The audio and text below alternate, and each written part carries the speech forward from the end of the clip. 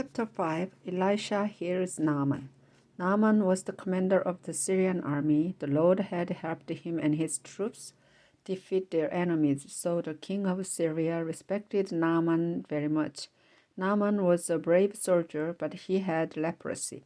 One day, while the Syrian troops were raiding Israel, they captured a girl, and she became a servant of Naaman's wife. Some time later, the girl said, "If your husband Naaman would go to the prophet in Samaria, he would be cured of his leprosy." When Naaman told the king what the girl had said, the king replied, "Go ahead.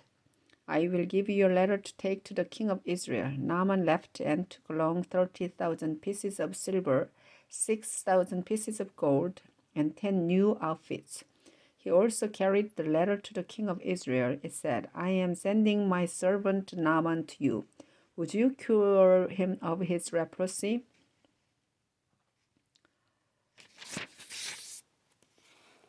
When the king of Israel read the letter, he tore his clothes in fear and shouted, "The Syrian king believes I can cure this man of leprosy. Does he think I'm God with power over life and death? He must be trying to pick a fight with me." As soon as Elisha the prophet heard what had happened, he sent the Israelite king this message: "Why are you so afraid? Send the man to me, so that he will know there is a prophet in Israel." Naaman left with his horses and chariots and stopped at the door of Elisha's house. Elisha sent someone outside to say to him, "Go and wash 7 times in the river Jordan, then we will be completely cured." But Naaman stormed off, grumbling, "Why couldn't he come out and talk to me? I thought he would be sure to stand in front of me and pray to the Lord his God, then wave his hand over my skin and cure me. What about the river Abana or the river Pharpar? Those rivers in Damascus are just as good as any river in Israel. I could have washed in them and been cured." His servants went over to him and said, "Sir, if the prophet had told you to do something difficult, you would have done it. So why don't you do what he said? Go and wash and be cured." Naaman walked down to the Jordan. He waded out into the water and stooped down in it 7 times, just as Elisha had told him. Straight away he was cured, and his skin became as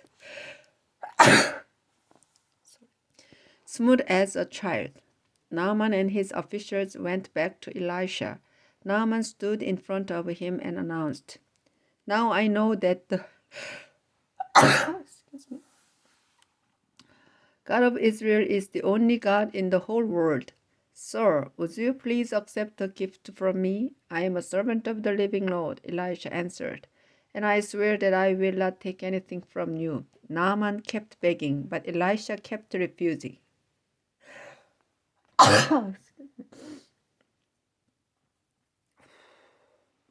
Finally, Naaman said, "If you won't accept the gift, then please let me take home as much soil as 2 mules can pull in a wagon.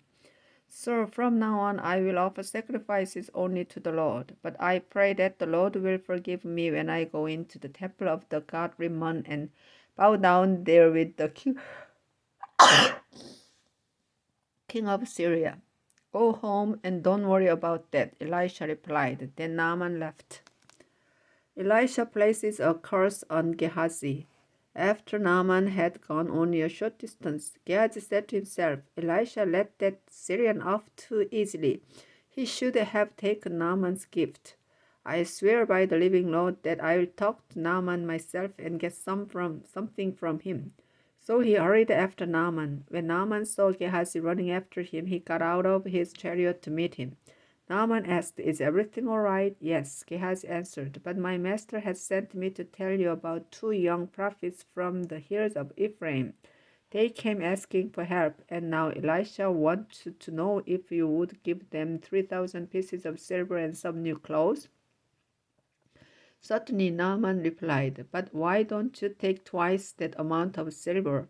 He convinced Gehazi to take it all. Then put the silver in 2 bags. He handed the bags and the clothes to his 2 servants, and they carried them for Gehazi. When they reached the hill where Gehazi lived, he took the bags from the servants and placed them in his house, then sent the men away. After they had gone, Gehazi went in and stood in front of Elisha, who asked, Gehazi, where have you been? Nowhere, sir, Gehazi answered. Elisha asked, don't you know that my spirit was there when Naaman got out of his chariot to talk with you? Gehazi, you have no right to accept money or clothes, olive orchards or vineyards, sheep or cattle or servants. Because of what you've done, Naaman's leprosy will now be on you and your descendants forever. Suddenly, Gehazi's skin became white with leprosy and he left.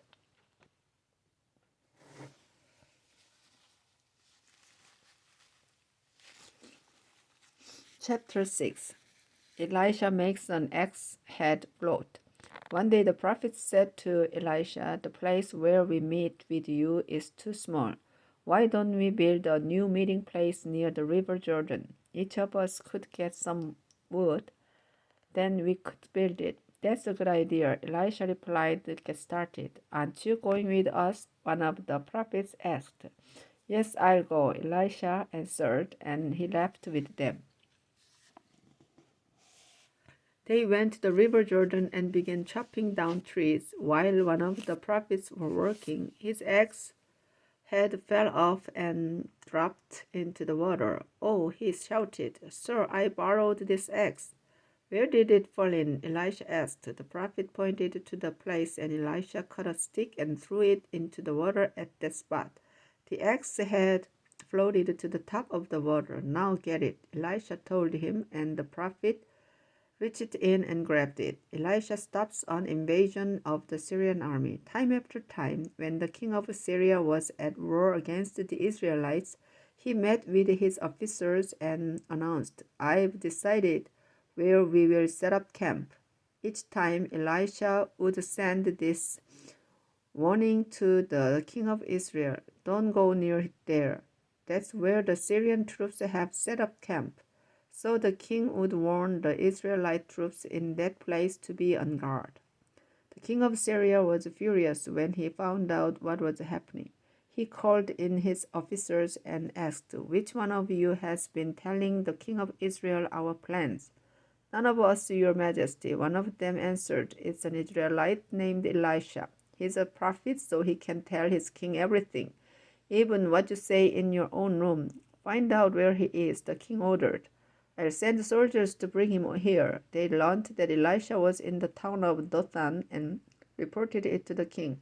He ordered his best troops to go there with horses and chariots. They marched out during the night and surrounded the town. When Elisha's servant got up the next morning, he saw that Syrian troops had the town surrounded. So what are we going to do? He asked. Don't be afraid, Elisha answered. There are more troops on our side than on theirs.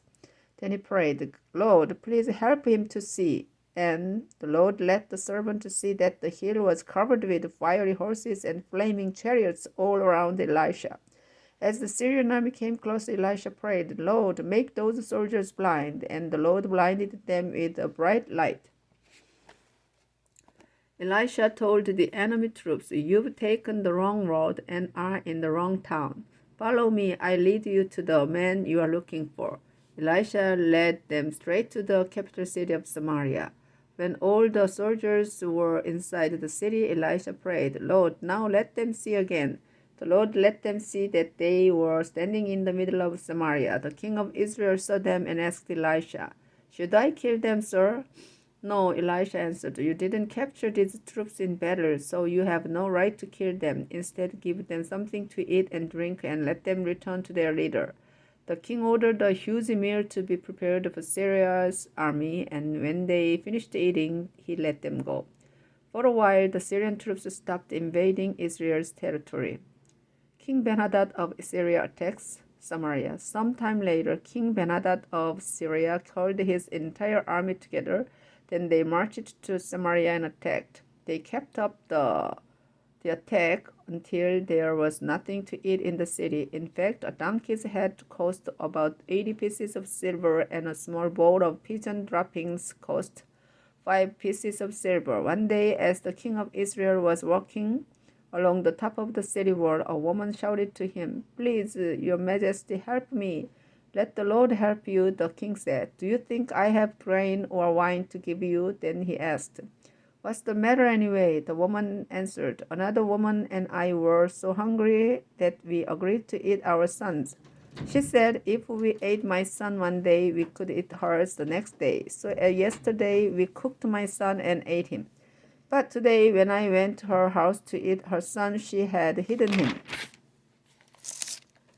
The king tore off his clothes in sorrow, and since he was on top of the city wall, the people saw that he was wearing sackcloth underneath. He said, "I pray that God will punish me terribly if Elisha's head is still on his shoulders by this time tomorrow." Then he sent a messenger to Elisha. Elisha was at home at the time, and the important leaders of Israel were meeting with him. Even before the king's messenger arrived, Elisha told the leaders, "That murderer is sending someone to cut off my head. When you see him coming, shut the door and don't let him in. I'm sure the king himself will be just behind him." Before Elisha finished talking, the messenger came up and said, "The Lord has made all these terrible things happen to us. Why should I think he will help us now?"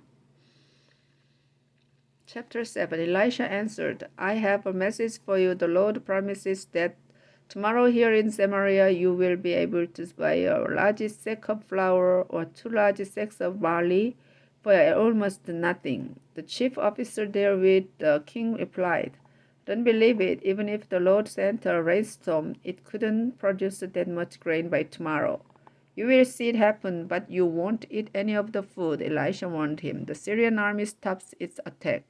About the same time, 4 men with leprosy were just outside the gate of Samaria. They said to each other, "Why should we sit here waiting to die? There is nothing to eat in the city, so we would starve if we went inside. But if we stay out here, we will die for certain. Let's sneak over to the Syrian army camp and surrender. They might kill us, but they might not." That evening, the 4 men got up and left for the Syrian camp. As they walked towards the camp, the Lord caused the Syrian troops to hear what sounded like the roar of a huge force of cavalry. The soldiers said to each other, "Listen, the king of Israel must have hired Hittite and Egyptian troops to attack us. Let's get out of here." So they ran out of their camp that night, leaving their tents and horses and donkeys. When the 4 men with leprosy reached the edge of the Syrian camp, no one was there. They walked into one of the tents where they ate and drank before carrying off clothes as well as silver and gold. They hid all this, then walked into another tent. They took what they wanted and hid it too. They said to each other, "This isn't right. Today is a day to celebrate, and we haven't told anyone else what has happened. If we wait until morning, we will be punished. Let's go to the king's palace straight away and tell the good news." They went back to Samaria and shouted up to the guards at the gate, "We've just come from the Syrian army camp, and all the soldiers are gone. The tents are empty, and the horses and donkeys are still tied up.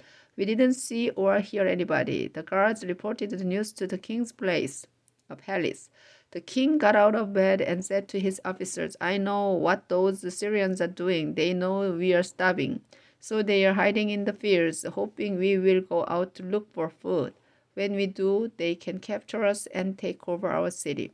One of his officers replied, "We have a few horses left. Why don't we let some men take 5 of them and go to the Syrian camp and see what's happening?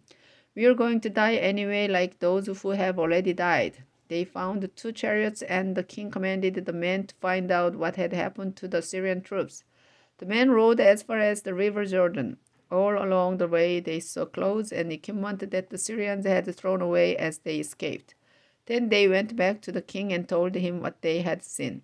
At once the people went to the Syrian camp and carried off what was left. They took so much that a large sack of flour and 2 large sacks of barley sold for almost nothing, just as the Lord had promised.